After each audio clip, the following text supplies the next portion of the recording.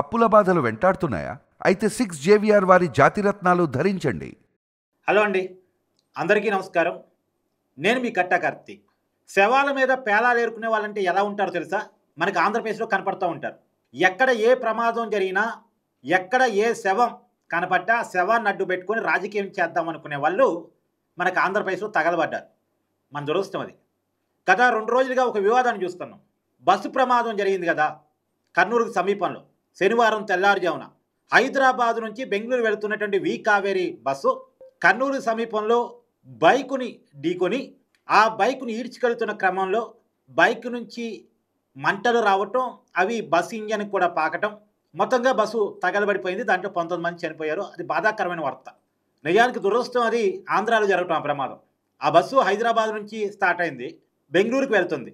ఆ ప్రమాదం తెలంగాణ శివార్లో జరిగినా లేదో బెంగళూరులో జరిగినా ఇంత వివాదం ఉండకపోవు. దురదృష్టం కొద్దీ ఆ ప్రమాదం ఆంధ్రాలో జరిగింది కదా. అసలు ప్రమాదం జరగటమే ఒక దురదృష్టం అంటే అది ఆంధ్రాలో జరగటం ఇంకా దురదృష్టం. రాజకీయాలకు అవకాశం ఇవ్వటం. ఇప్పుడు దాని మీద రాజకీయాలు నడుస్తున్నాయి. రాజకీయం ఎలా నడుస్తుందంటే పోలీసులు ఒక విషయాన్ని ఫైండింగ్ చేశారు. ఏంది? నిజానికి కేవలం బస్సు డ్రైవర్ నిర్లక్ష్యం మాత్రమే ప్రమాదానికి కారణం కాదు. ఆ బైకుని బస్సు ఢీకొట్టలేదు.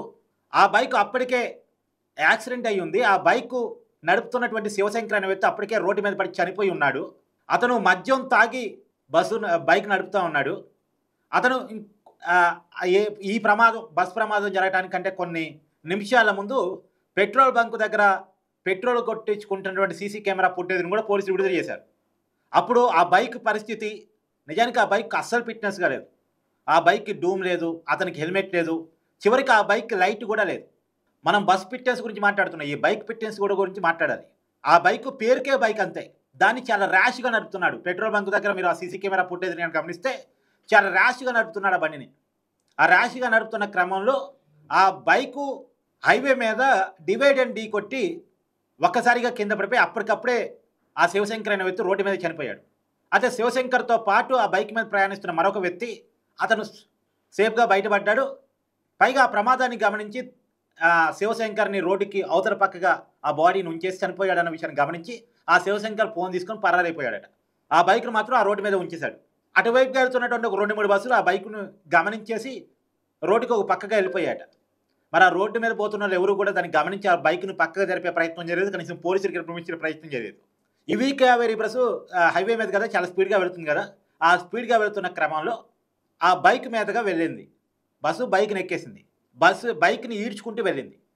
ఈడ్చుకుంటూ వెళ్తూ ఉంటే రోడ్డుకి తాకిడి ఏర్పడటం కారణంగా బైక్లో మంటలు రావటం కారణంగా బైక్ ఉన్న పెట్రోల్ ట్యాంకర్ పేలిపోవటం, దాని మూత ఊడిపోయి దాని నుంచి మంటలు వచ్చేసి అది బస్సు ఇంజిన్కి తాకి బస్సులో కూడా మంటలు రావటం.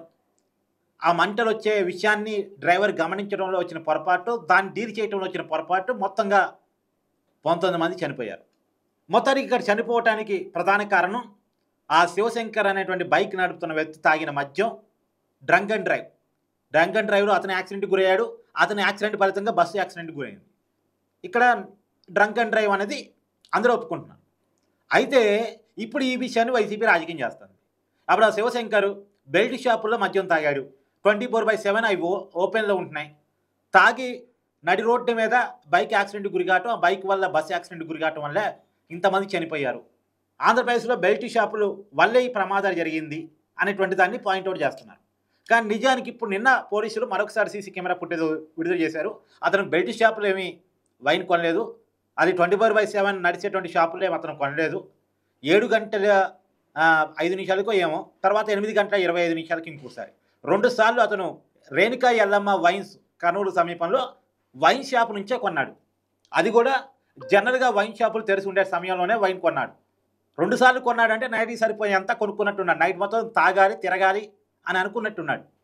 తాగటానికి తిరగటానికి అలవాటు పడే మనస్తత్వం కావచ్చు మేబీ. ముందుగానే ప్లాన్డ్గానే 2 సార్లు వైన్స్కి వెళ్ళి మందు కొనుక్కున్నాడు. రాత్రంతా తాగాడు, తిరిగిన దాంట్లో ప్రమాదానికి గురయ్యాడు. అతను పోయేది కాక 19 మందిని పట్టుకొని పోయాడు.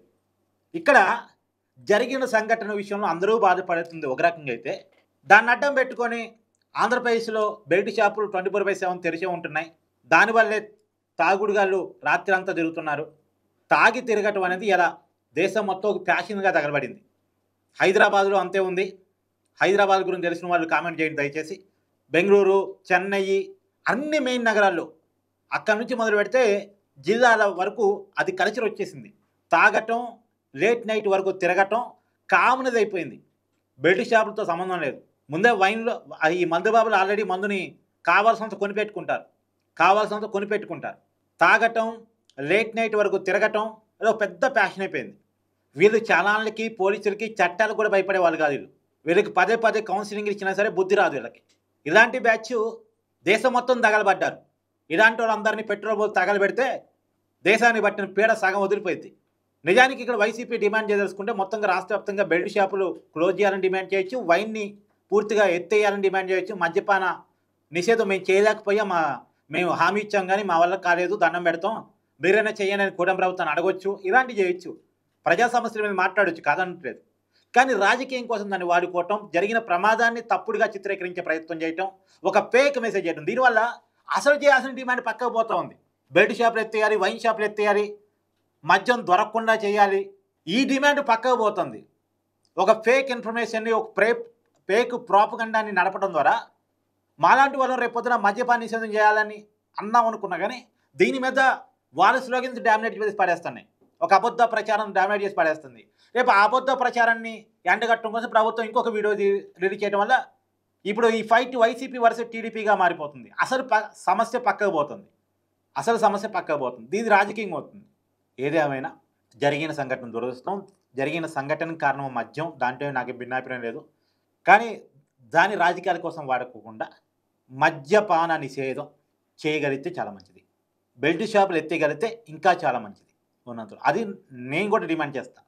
కానీ జరిగిన సంఘటనకి బెల్ట్ షాపులు అమ్మిన మద్యమో, ఆ బెల్ట్ షాపులు రాత్రింబౌలు తెరిచి ఉండటమో మాత్రం కారణం కాదు.